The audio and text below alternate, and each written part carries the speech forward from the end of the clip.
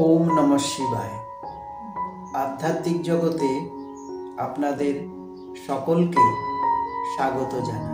আমরা সবাই এখন যুগ পরিবর্তনের সময় এক অদ্ভুত কালখণ্ডে অর্থাৎ যুগ সন্ধিক্ষণে এসে পৌঁছে গেছি।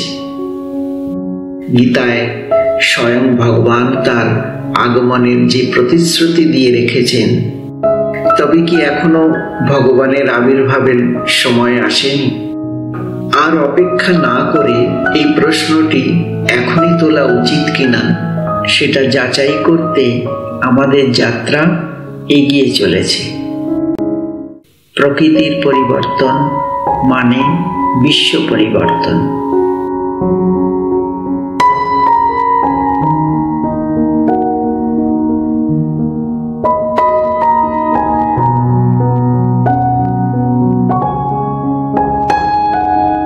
প্রকৃতিকে মাতৃজ্ঞানে পূজনীয় রূপে সর্বাগ্রে রাখার শিক্ষা দেয় আমাদেরই সংস্কৃতি। প্রকৃতি আর পুরুষের অনাদি অটুট সম্বন্ধ, অতুলনীয় বোঝাপড়া, প্রকৃতির চেতন রূপ নারীর প্রতি উপযুক্ত সম্মান, সুরক্ষা আর অনাবিল স্নেহ প্রদানের মাধ্যমে বৃহৎ জড় প্রকৃতি নেচারকেও বদলানো সম্ভব।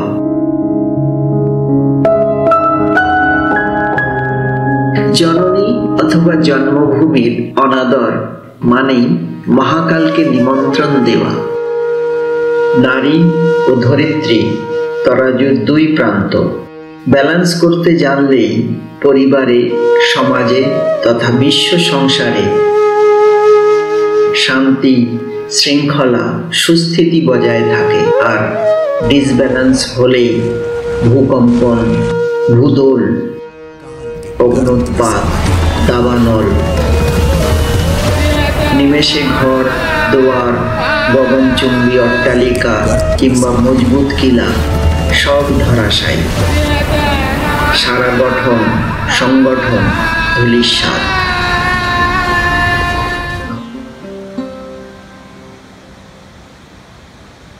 প্রকৃতির পরিবর্তনের পুরো সিরিজটি ঈশ্বরের আগমনের পটভূমি খোঁজ করার এবং মানব সৃষ্ট বিপর্যয়ের মোকাবেলা করবার বিভিন্ন পদ্ধতির সাথে সম্পর্কিত, যা আমরা জাতি, ধর্ম, বর্ণ, লিঙ্গ নির্বিশেষে সকলেই অনায়াসে গ্রহণ করতে পারি। আমরা জানি পরিবর্তন প্রকৃতির নিয়ম। আমরা মানব অস্তিত্বের প্রতিটি স্তরে দ্রুত পরিবর্তনের যুগে বাস করছি এবং এই পরিবর্তনগুলি বেশিরভাগই আমাদের প্রভাবিত করছে এবং মাঝে মাঝে আমাদের বিভ্রান্তও করছে। মানুষের মন, মানসিকতা এবং আধুনিক উন্নয়নের পরিকল্পনাগুলি প্রকৃতির বাহ্যিক পরিবর্তনগুলিকে সৃষ্টি করেছে এবং বিশ্বের পরিবর্তনগুলি আমাদের আবার নতুনভাবে সিদ্ধান্ত গ্রহণ করতে বাধ্য করছে। পরিবেশ দূষণ বর্তমান পৃথিবীর এক জ্বলন্ত সমস্যা। এই সমস্যা নিয়ে চিন্তিত সাধারণ মানুষ থেকে শুরু করে বিভিন্ন দেশের রাষ্ট্রনেতা, পরিবেশ বিজ্ঞানীরা। পরিবেশ দূষণে কেবলমাত্র মানুষের স্বাস্থ্যের ক্ষতি হচ্ছে তা নয়, এই দূষণের ফলে ব্যাপক ক্ষতিগ্রস্ত হচ্ছে বহু মানুষের জীবিকা। সম্প্রতি এক গবেষণায় পরিবেশ দূষণ নিয়ে আরও এক আশঙ্কার কথা শোনা গেল। বিজ্ঞানীরা জানতে পেরেছেন ওজোন স্তরে যে গর্ত ছিল তা অনেকটাই বড় আকার নিয়েছে। গবেষকদের মতে শেষবারের তুলনায় প্রায় 7 গুণ বেড়েছে গর্তটি। এটা যদিও বিজ্ঞানীদের চিন্তার বিষয়, তাহলেও আমরাও একটু জানার চেষ্টা করি। আজ আমরা জানব চেতন ওজন বা ওজস্তর আসলে কি। পবিত্র কন্যা মাতারূপী ধরণীকে ঘিরে, তাদের শরীরের 5 তত্ত্বকে ঘিরে অতি সূক্ষ্ম ও অদৃশ্য শক্তিশালী সুরক্ষার ওজস্তর, যেটা ডাইরেক্ট নিরাকার স্পেসকে সর্বদাই ছুঁয়ে আছে। পবিত্রতার এই স্তর যা মাতৃশক্তিকে জুড়ে রেখেছে সরাসরি ঈশ্বরের সাথে। এই চেতন ওজন স্তরটাই সর্বকালের সামাজিক নিয়ম, নীতি, শৃঙ্খলা এবং দিব্যগুণ সম্পন্ন উন্নত সভ্যতা ও সংস্কৃতির ধারক ও বাহক, সমগ্র জীবকুলের প্রকৃত রক্ষাকর্তা। ওজন স্তরের গর্ত সৃষ্টি হওয়ার কারণ কি? ভৌতিক জগতে জড় ওজন স্তরের গর্ত সৃষ্টির মূল কারণ ক্লোরোফ্লোরোকার্বন CFC এবং অগ্নুৎপাত, বজ্রপাত, ফ্রিজ, এয়ার কন্ডিশন মেশিন বা এই ধরনের যন্ত্র থেকে CFC রাসায়নিক নির্গত হয়ে বায়ুমণ্ডলে মেশে।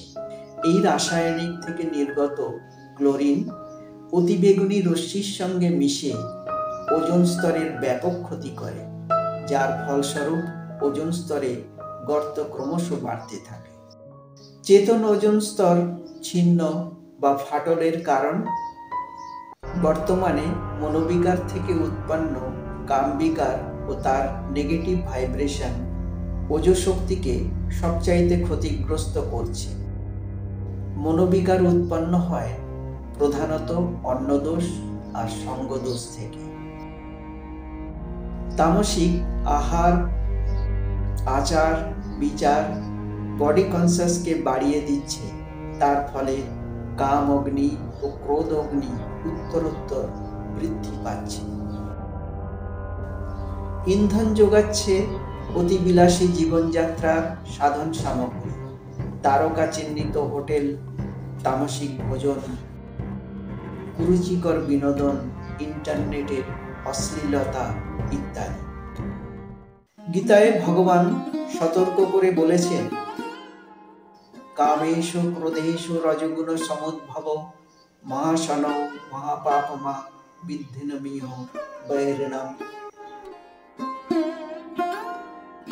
হে অর্জুন, রজগুণ থেকে উৎপন্ন এই কাম বিকার আর ক্রোধ বিকার মহাভোগী এবং মহাপাপী। এদের তুমি শত্রু বলে জানবে। এবং তিনি কাম মহাশত্রুকে কন্ট্রোল করতে উপায় বলে দিলেন। তস্মাৎ তমিন্দ্রিয়ানাদ্যৌ নিয়ম্য ভারতর্ষভ পাপমানম প্রজাহিহেনম জ্ঞান বিজ্ঞান নাশনম। হে অর্জুন, তুমি সবার আগে ইন্দ্রিয়গুলিকে সংযত করো, কারণ এর অন্তরালে শত্রু বিদ্যমান। তোমার জ্ঞান বিজ্ঞানের বিনাশক কাম বিকারকে অবশ্যই ত্যাগ করো। আধ্যাত্মিক জগতে কন্যা মাতারূপী চৈতন্য ধরণী পবিত্র ভাইব্রেশনের দ্বারা শান্ত শীতল মাইক্রো ক্লাইমেট তৈরি করে রেখেছে। তার ফলস্বরূপ আজও সমস্ত প্রাণী, উদ্ভিদ জগৎ স্থিতিশীল, সজীব, সম্পৃক্ত ও অদৃশ্য পবিত্রতার আবরণে সুরক্ষিত দেখতে পাচ্ছি। আগামী প্রজন্মের জন্য একটি সুন্দর ও বাসযোগ্য সবুজ পৃথিবী রেখে যেতে হলে দুটো ওজন স্তরকে রক্ষায় সকলকেই সমান দায়িত্ব নিতে হবে।